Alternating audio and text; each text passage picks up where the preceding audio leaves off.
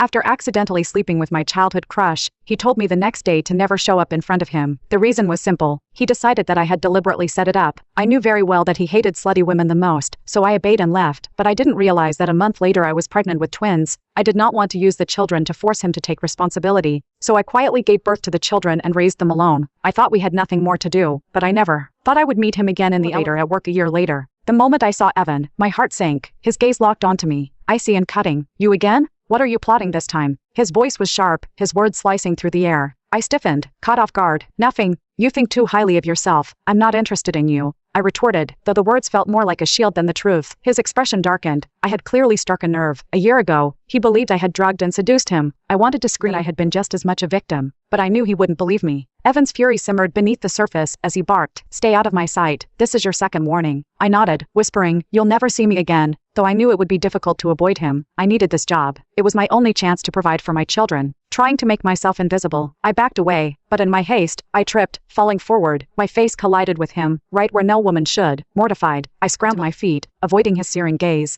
Without a word, he hit the elevator button, storming out as soon as the doors opened. Shaking, I arrived at J.K. Couture's floor. My new boss, Jake Hansen, greeted me warmly. His friendliness was a balm after the hostile encounter with Evan. Jake seemed kind, though I could sense his interest in me lingering in his gaze. I didn't have time for distractions. My only focus was to do my job and secure a better future for my kids. Meanwhile, Evans darkened further upstairs. His assistant ran through his packed schedule, but he barely listened. Thoughts of me lingered in his mind, unbidden and unwelcome. He hated that I still occupied any space in his thoughts. Back at J.K. Couture, I was buried in a mountain of drafts handed to me by Carol, a colleague whose disdain was obvious. The workload was overwhelming, but I couldn't afford to complain. My children needed me. I planned to work late, but first, I had to pump milk for them. Sneaking to the washroom with my pump, I managed to fill 2 bags. As I stepped out, distracted by my thoughts, I collided straight into a solid chest. I looked up, Evan, again. His eyes narrowed. "You again?" He grabbed my wrist with an iron grip, pulling me closer. "Are you seriously going to pretend this wasn't intentional?" "It wasn't," I stammered, shaking my head. "It was an accident." His grip tightened, pain shooting up my arm. "Don't lie to me, Anya McMillan. I've had enough of your games." "Games?"